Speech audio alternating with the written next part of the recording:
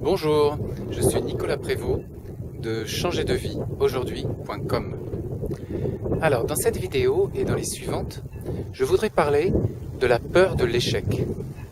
J'ai remarqué que vous aviez déjà été nombreux à visionner la vidéo que j'avais consacrée déjà à ce sujet.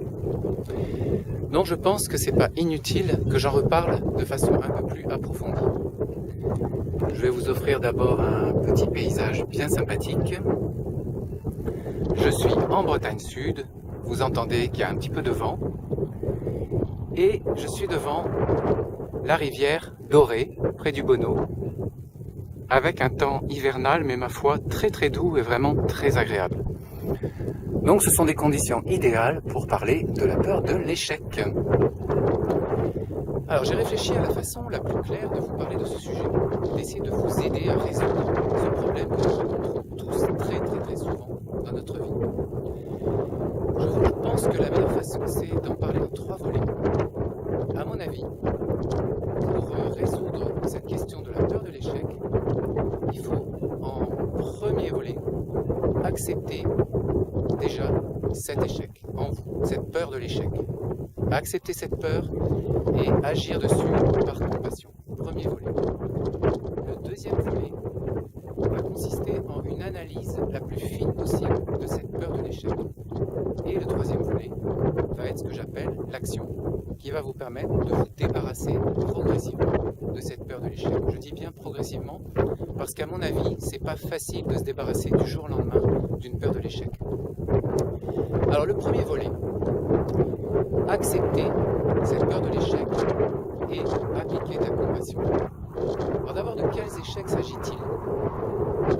Dans nos vies les plus courantes, nous avons peur de l'échec, soit quand on change d'orientation professionnelle, donc suivre de nouvelles études, passer des examens. Les étudiants connaissent cette peur de l'échec aux examens, surtout quand il s'agit de concours. Donc quelquefois la pression peut être énorme.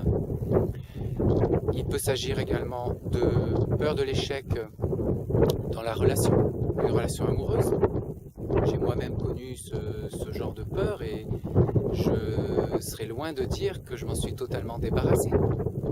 Donc nous avons peur souvent dans la relation amoureuse de l'échec, à savoir que la personne que nous aimons nous quitte ou que notre relation meurt d'elle-même sans qu'on sache quoi faire pour lui redonner de l'intérêt, par exemple. Il peut y avoir aussi la peur de l'échec de sa vie. Des personnes disent très souvent « Oui, j'ai raté ma vie, je n'ai rien fait de ma vie ». Et en fait, quand on creuse un petit peu, on se rend compte qu'elles n'ont pas su voir toutes les choses merveilleuses qu'elles ont faites dans leur vie. Elles ont pensé qu'il s'agissait d'un échec. En fait, ce n'était pas un échec du tout. C'était une vision qui leur montrait leur vie comme étant un échec. On en reparlera un peu plus tard. Bien souvent, la vision, la vue est quelque chose de très important. Et changer notre vision des choses est un des remèdes les plus puissants qui existent. Les grands maîtres et les grands guides qui ont essayé de nous éclairer depuis des milliers d'années l'ont dit et redit et redit. J'ose pas dire qu'ils se sont tués à nous le dire, puisque certains en sont morts. Je ne citerai pas de nom. Alors, pourquoi accepter d'abord cette peur? Bien souvent, quand on a peur de l'échec, on s'en veut. Est-ce que vous êtes fier d'avoir peur de quelque chose? Non, moi non plus. Pourquoi?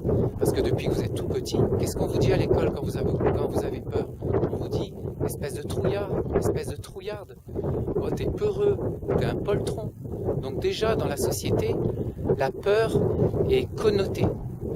En fait, tout le monde a peur.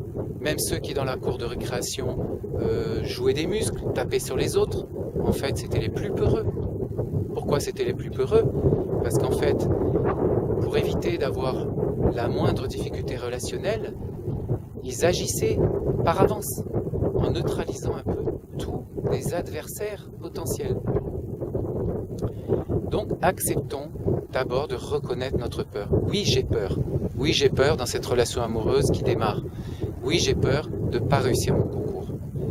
Et j'essaie ensuite de ne pas me juger. C'est très difficile de ne pas se juger.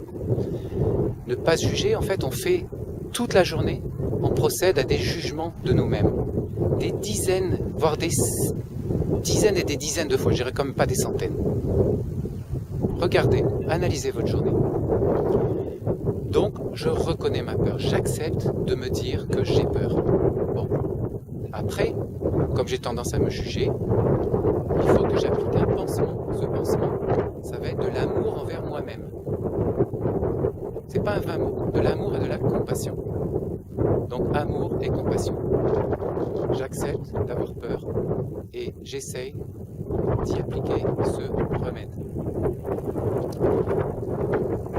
Alors de quelle façon je peux appliquer de l'amour et de la compassion? C'est tout simple, il faut essayer de générer de la compassion, de dire bon écoute, tu es là, tu as peur, mais c'est pas grave. C'est pas grave, on va trouver un moyen de se débarrasser de cette peur, de la dissoudre petit à petit. C'est pas bien compliqué, mais il faut prendre le temps de se regarder en face, il faut prendre le temps d'essayer de générer cet amour et cette compassion. Voilà pour ce premier volet. Dans la vidéo suivante, on va parler de l'analyse de cette peur. Je vous dis à très bientôt.